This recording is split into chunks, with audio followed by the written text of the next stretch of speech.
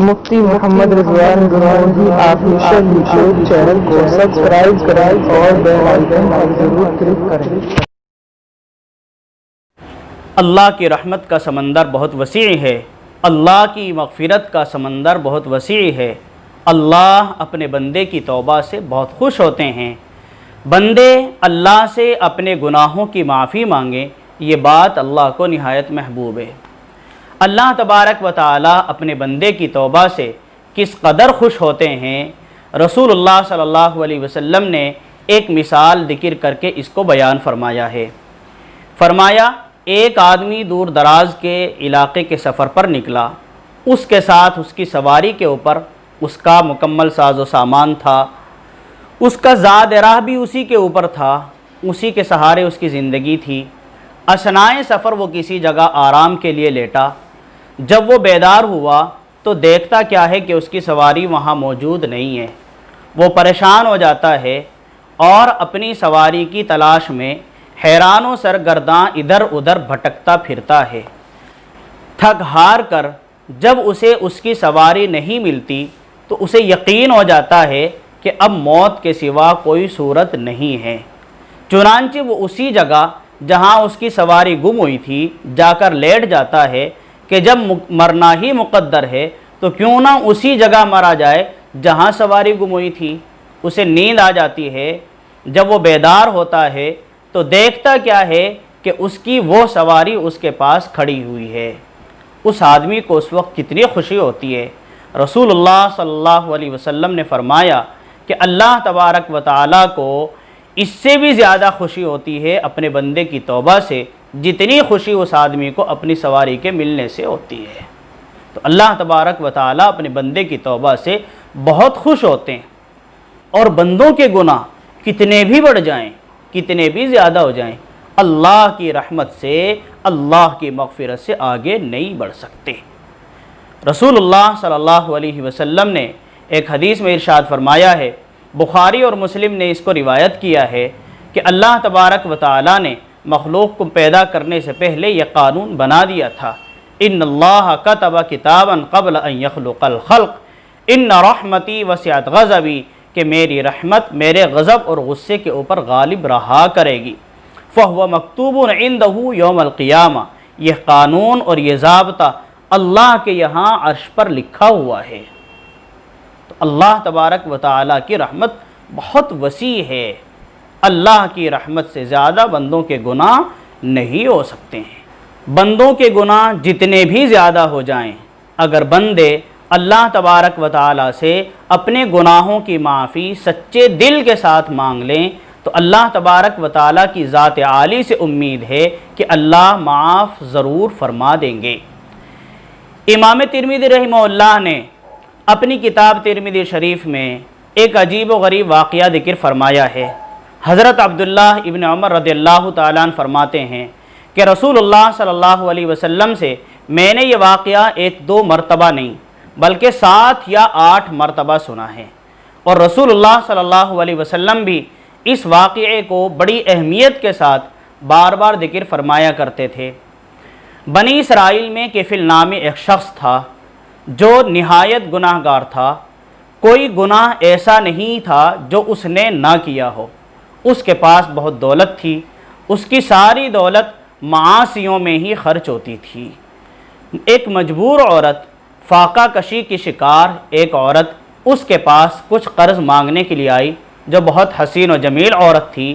اس نے موقع کو غنیمت سمجھا اور 60 دینار اس شرط پر اس کو دینے کے لیے کہا کہ وہ اسے اپنے ساتھ منہ کالا کرنے کا موقع دے۔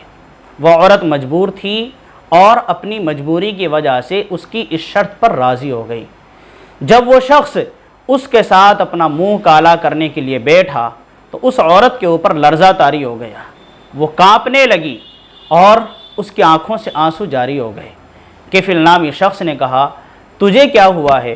میں نے تمہیں اس کام کے لیے مجبور نہیں کیا ہے، تم اپنی مرضی سے چل کر یہاں آئی ہو۔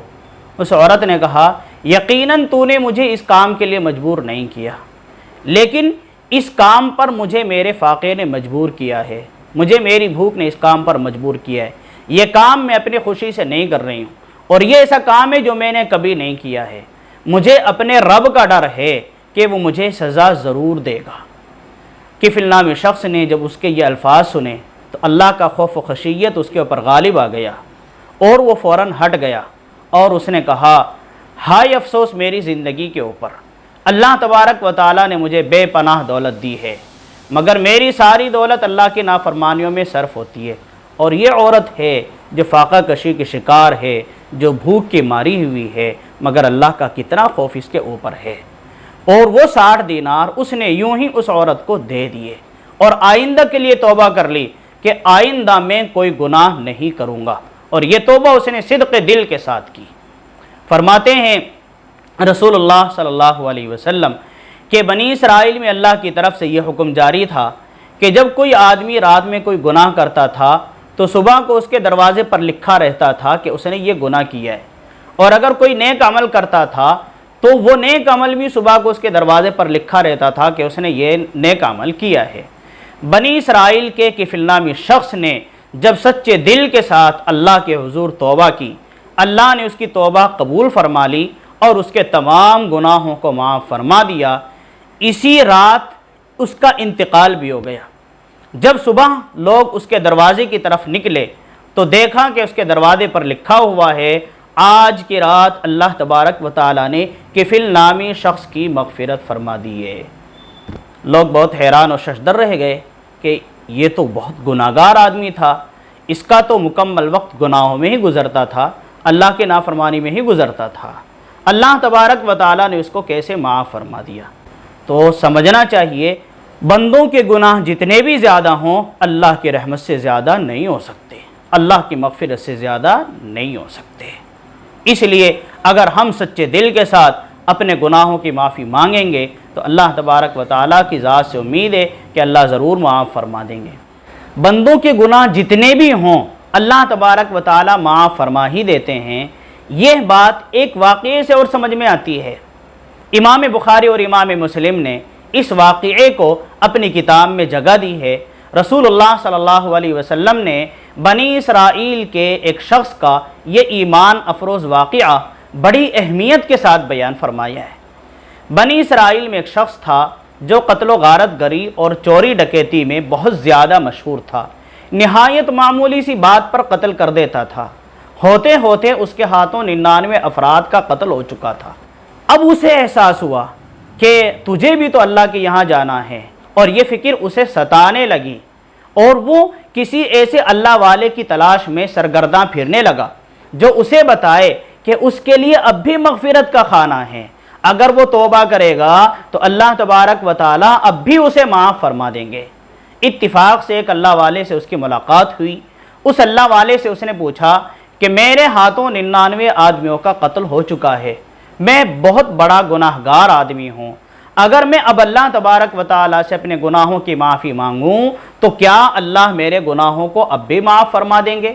اس اللہ والے کو مسئلہ معلوم نہیں تھا، اور اس اللہ والے نے جواب دیا کہ اتنے آدمیوں کا قتل کرنے کے بعد اب اگر تو اللہ سے معافی مانگے گا تو اللہ کیسے معاف فرمائیں گے؟ کیسے تیری توبہ قبول ہوگی؟ کیسے تیری مغفرت ہوگی؟ وہ آدمی غصے میں اور جلال میں آ گیا، اور اس نے سوچا کہ جب میری توبہ ہی قبول نہیں ہوگی تو پس تیری بھی خیر نہیں، اور اس نے اس اللہ والے کو بھی قتل کر کے 100 کی تعداد پوری کر دی۔ مگر جو احساس اس کے دل میں پیدا ہو چکا تھا وہ احساس اب بھی برابر جاری رہا، اور وہ لوگوں سے معلومات کرتا رہا کہ روئے زمین پر سب سے بڑا عالم کون ہے، اس کے بارے میں مجھے جواب دیا جائے۔ لوگوں نے اسے بتایا کہ فلاں جگہ ایک عالم رہتے ہیں جو روئے زمین پر بہت بڑے عالم ہیں، ان سے جاؤ، ان سے معلوم کرو۔ یہ ان عالم صاحب کے پاس گیا اور ان سے جا کر اپنا معاملہ بتایا کہ میرے ہاتھوں 100 آدمیوں کا قتل ہو چکا ہے، مگر مجھے احساس ہے کہ اللہ تبارک و تعالیٰ سے توبہ کر لوں، اپنے گناہوں کی معافی مانگ لوں، کیا اللہ میرے گناہوں کو اب بھی معاف فرما دیں گے؟ اس عالم نے جواب دیا، تیرے گناہوں کی معافی میں اللہ کے لیے کیا رکاوٹ ہے؟ تیرے گناہوں کی مغفرت میں کیا رکاوٹ ہے؟ تیری توبہ کی قبولیت میں کوئی رکاوٹ نہیں۔ اللہ کی رحمت و مغفرت کا سمندر بہت وسیع ہے، بندوں کے گناہ جتنے بھی زیادہ ہو جائیں اللہ کے حضور اگر سچے دل سے معافی مانگ لی جائے تو اللہ معاف فرما ہی دیتے ہیں۔ پس تم فلاں علاقے میں جاؤ، وہاں کچھ اللہ والے لوگ رہتے ہیں اور ان کا مشغلہ صرف عبادت ہے، ان کے پاس جا کر عبادت کرو، اپنے کیے ہوئے گناہوں پر ندامت کا اظہار کرو، سچے دل کے ساتھ معافی مانگو، آئندہ گناہ نہ کرنے کا عزم مصمم کرو، اللہ تبارک و تعالی معاف فرما دیں گے۔ جب یہ آدمی چلا، آدھا راستہ اس نے طے کیا تھا کہ اس کی موت واقع ہو گئی۔ اللہ کی طرف سے روح لے جانے والے رحمت کے فرشتے بھی آئے اور عذاب کے فرشتے بھی آئے۔ رحمت کے فرشتے کہتے تھے کہ یہ سچے دل سے تائب ہو کر آیا ہے، اس لیے اس کی روح لے جانے کا حق ہمارا ہے۔ عذاب کے فرشتے کہتے تھے اس نے کبھی کوئی نیک عمل نہیں کیا ہے، اس کی زندگی ہمیشہ گناہوں میں گزرا کرتی تھی، اس لیے اس کی روح کو لے جانے کا حق ہمارا ہے۔ پھر اللہ کی طرف سے ایک فرشتہ انسانی شکل میں آیا۔ بعض روایات سے معلوم ہوتا ہے کہ وہ حضرت جبرائیل علیہ السلام تھے۔ انہوں نے ان دونوں طرح کے فرشتوں کے درمیان یہ فیصلہ کیا کہ دونوں طرف کی مسافت ناپ کر دیکھ لی جائے، جس طرف کی مسافت قریب ہے اسی طرف کے لوگوں کے ساتھ اس کو شامل کر دیا جائے۔ اللہ کا کرشمہ دیکھیے کہ دونوں طرف کی مسافت ناپی گئی، جس طرف وہ جا رہا تھا اس طرف کی مسافت اس طرف کے مقابلے میں جس طرف سے وہ آ رہا تھا ایک بالشت قریب تھی۔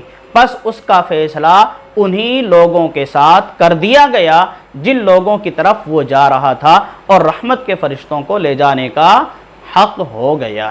اس طرح اللہ تبارک و تعالی نے 100 آدمیوں کے قاتل کو بھی سچے دل سے توبہ کرنے کی وجہ سے معاف فرما دیا۔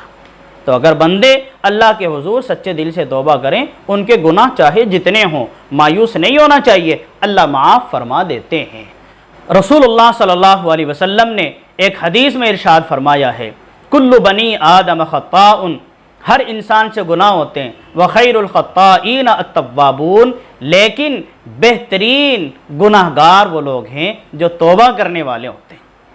ایسے ہی ایک حدیث میں رسول اللہ صلی اللہ علیہ وسلم نے یوں ارشاد فرمایا ہے، التائب من الذنب کمن لا ذنب لہ، توبہ کرنے والا اپنے گناہوں سے ایسا ہوتا ہے جیسے اس نے کوئی گناہ کیا ہی نہیں ہے۔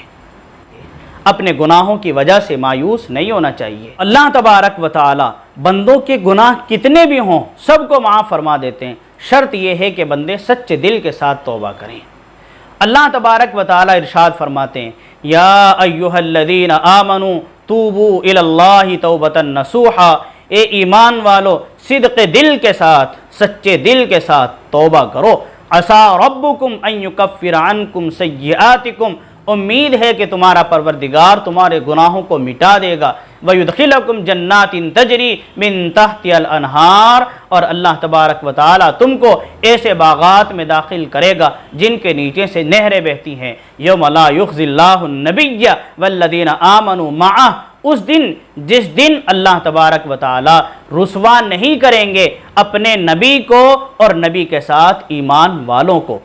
تو بندوں کو چاہیے کہ اپنے گناہوں کی وجہ سے مایوس نہ ہوں، اللہ تبارک و تعالیٰ سے اپنے گناہوں کی معافی مانگیں، جس کے لیے 3 کام کرنے ہوں گے۔